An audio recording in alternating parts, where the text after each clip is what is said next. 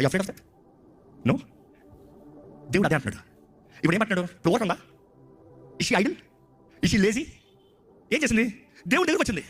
అంటే దేవుడు నీ దగ్గర అంటాడు, నువ్వు ఆయన దగ్గరికి రా, ఆయన నీ కాపరి, ఆయన ఆదుకుంటాడు, ఆయన ఆదరిస్తాడు, నీ మనసు కలవరపరచడం.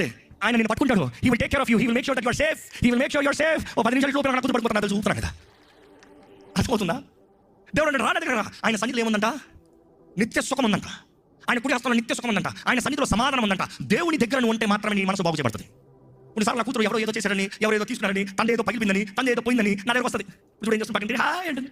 Still her mind is happy. Her mind is happy. ఇది కొత్త మనిషి దగ్గర పెట్టాను అనుకో, ఏం చేస్తుంది? బ్యాడ్ నడుస్తుంది.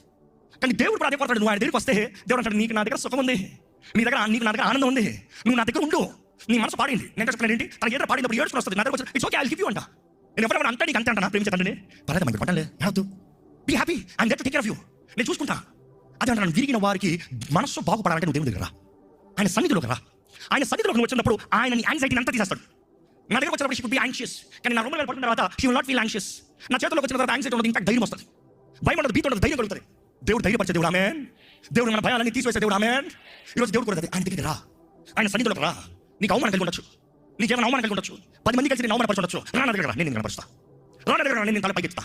రా నా దగ్గర రా, నేను చెప్తాను ఎంత మంచిదాను. రా నా దగ్గర రా, నేను పట్టుకుంటా, నీలో గొప్పతనాన్ని చూపిస్తా. రా నా దగ్గర రా. దేవుడు చెప్పేది అదే. That is what God is saying. నీ మనసు బాధపరచబడింది, గాయపరచబడింది, పగలగొట్టబడింది, అపవాది దాడి చేసి, వెర్రగొట్టి, నల్లగొట్టి, చెత్త చేసి, అబ్యూస్ చేసి, రక్తాలతో కార్యాలకు పెట్టాడు. కానీ చేస్తున్నట్టు ఆయన కౌట్లరా. ఆయన నమ్ము, ఆయన నమ్ము. ఆయన నమ్మితే నీకే భయం లేదు, నీకే భయం లేదు. ఆయన నమ్మితే నీకే దిగులు లేదు. ఆయన నమ్మితే ఆయన చూసుకుంటాడండి. ఓ మాట చెప్తాను. ఇది అమ్మ చాలా చిన్నగా ఉన్నప్పుడు ఎప్పుడు అమ్మ చేతులు ఉంటుంది, లేకపోతే అమ్మ చేతి మీద వెళ్తే కేటకి చేతులు ఉంటుంది, నా చేతులు ఉండదు. అది నేను రాత్రి ఇంటికి వెళ్ళేటప్పటికి పడుకుంటుంది.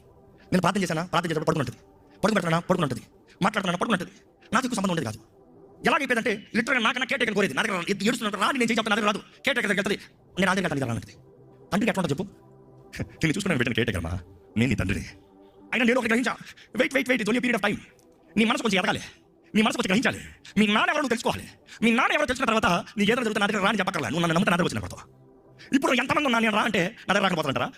నాన్న తెలుసుకుంది కదా, మైండ్కి అర్థమైంది కదా, గ్రహించింది కదా, ధైర్యం వస్తుంది.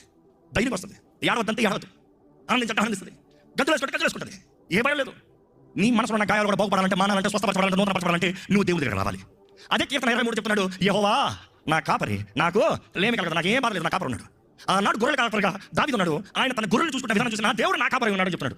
ఈ రోజు నేను చెప్పే నేను ఒక తండ్రి ఉన్నాను, నా బిడ్డకి నేను చూసుకుంటాను, తనకి ఏది తక్కువ కాకుండా. ఈరోజు నేను చెప్పగలుగుతున్నాను అనుభవపూర్వకంగా, నా పరమ తండ్రి కూడా నన్ను అలా చూసుకుంటాడు, నాకు ఏం తక్కువ కాకుండా. That is the faith unit have. ఇక్కడ ప్రతి ఒక్కరికి ఉండాల్సింది.